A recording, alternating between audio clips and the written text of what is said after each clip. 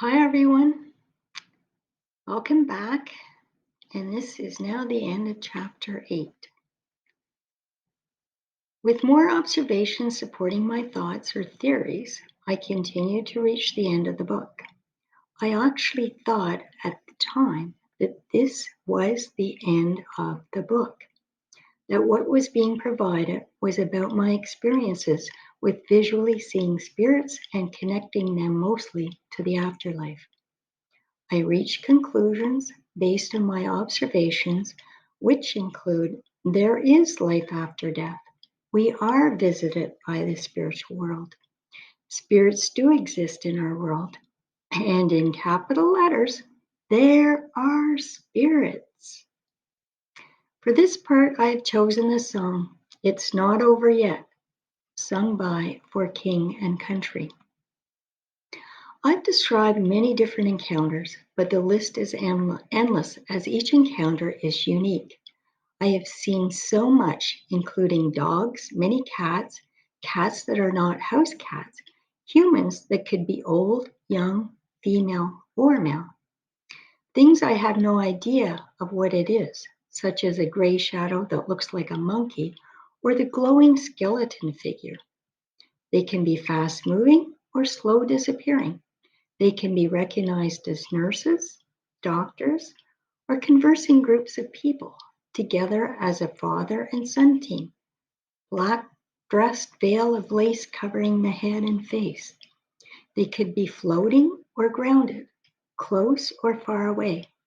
They can carry items such as the sword or the child with the teddy bear.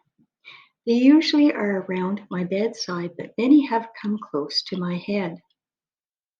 Once I have seen and acknowledged that he came back viewing me from outside my patio door the second time.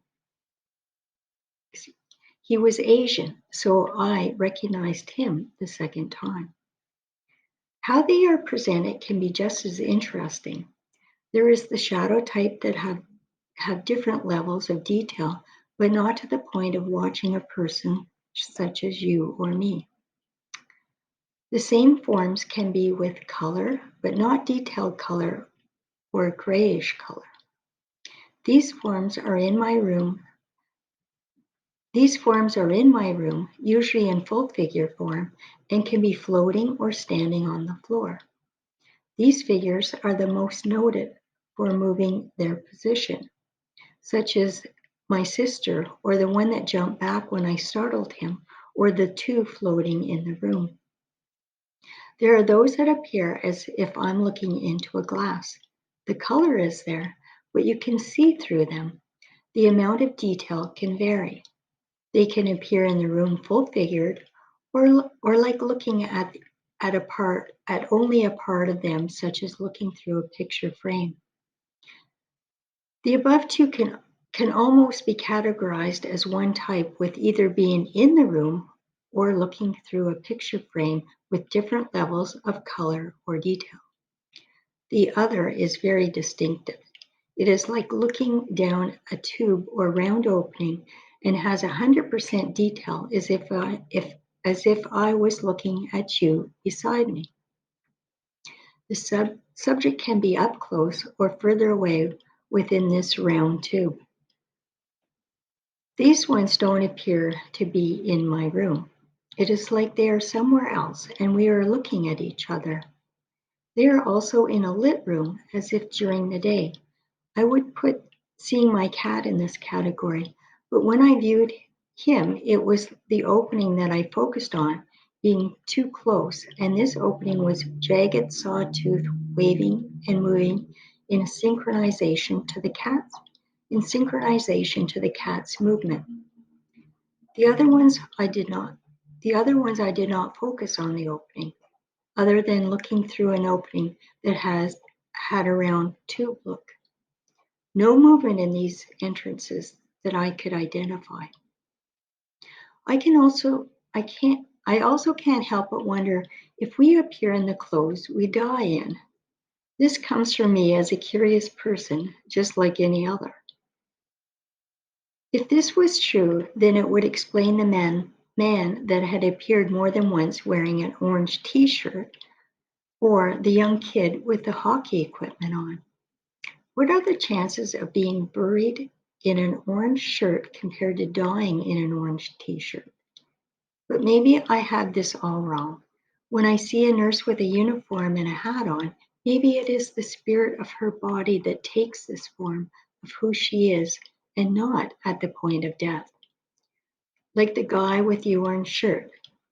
It might have been his favorite shirt that he always liked to wear for whatever the reason. Maybe the spirit presents itself in the way it is known to us. In most all of these occurrences, I'm not able to identify these people, so I don't know what to expect of them. The most intriguing question, other than how they can come in and out by appearing and then dissipating, is whether they have mass. There are two identifiers for me that say they do have mass, but maybe my physical being is different from others in this respect. The first is having the sensation of a cat on my bed or waking up on different occasions to the sensation of someone lifting my arm, even though I know it physically did not move. Then there is the one time that I described something floating over my face, and I could definitely make out the lack of light this object gave, as well as see the distinct line between what was over my face and the light from the room below this object. This, in my mind, without a doubt, has mass. There is also the male that appeared twice beside my head in full figure, and I could make out his face. I did not touch him, and I'm sure if I could brave touching him, if it appeared again, but it would have to have mass. If you cannot make out the wall behind him, only him. Then there are the footsteps that walk on the hardwood floors that I can hear but not see anything. Now you have something that can have mass, that is visible or non-visible, whether during the night or early morning. There can also be color. This is just phenomenal to me. Something can appear or disappear in and out of time or space with or without visually being seen, and I'm able to witness it. Not only I, but others as well. So when they appear, may have something to do with my physical makeup, as not all have this sense. For me, they have only appeared during the night and early morning. I believe I have a window of opportunity from when I first fall asleep to the early morning to view my visitors. Not all visits occur in this time frame for me to view. Others appearing outside this window of time can be felt at times, but not viewed. Is it them or is it me? Also, two occasions around the same time, beginning of March 2015, I would say both fluke timing because both times when I woke and my son had turned on the bathroom light or walked towards the bathroom, and I got the impression that this visitor was moving away or getting away from the light or person. Maybe he did not want to be seen. Maybe they try not to be seen. Maybe this is why they appear during the night, or maybe it is me. I know it is not my room or bed that has anything to do with those that do visit, because I have seen spirits at other locations. The encounters are brief, I would say around 3 seconds. This is by saying, here we go, 1 hippopotamus, 2 hippopotamus, 3 hippopotamus, just like that. Some might be quicker, some might be longer. It is long enough to visually see them and also long enough to make an observation. I have considered that they may very well be there longer than I visually see them, but this is the approximate time that I have to observe them. There are times I have talked after they have dissipated, with this in mind. I have to admit that it seems strange, me talking to something I can't visually see, but I don't want to rule out the possibility. Sometimes I think, where do they come from? Why do they appear in so many different forms? How are they able to communicate from their world?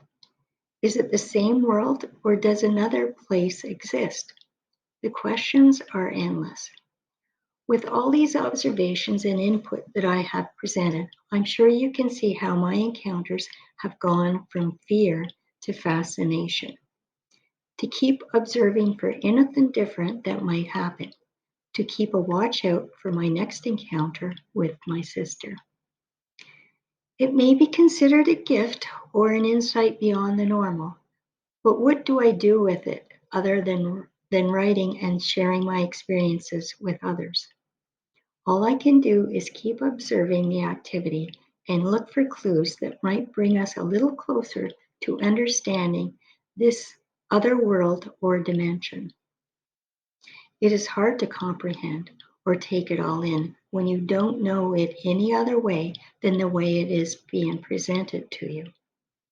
You have no proof or concrete evidence that something like this could happen, only hearsay. Others that have experienced the spiritual world might be more intrigued by what has been written. Still, others may not have witnessed anything, but have an open mind and are interested to know more. My hypotheses are not casted in stone. Over the next years, new things may develop, such as different encounters that bring a different observation that change my thinking or opens the thought process. I believe there is a lot we don't know or understand that has been happening for many years. There are many people out there that have had experiences that can't be explained by any technology that exists today. I would say our technology has a long way to go in exploring the potential of what might exist in our universe. Until this happens, we can only go by hearsay from what others have been experiencing or by the facts that technology has provided. Even then, I suspect we are only hearing about an amount that would compare to the tip of an iceberg. Are we the only matter on this earth? I don't think so. The other thing that is going to help get us further in the exploration of technology, the tools that will aid us, the only thing that is going to help us further is the exploration of technology, the tools that will aid us in exploring further into the unknown. I'm sure years past someone looking up into a starry night sky and say, someday we will travel out into this unknown place we see.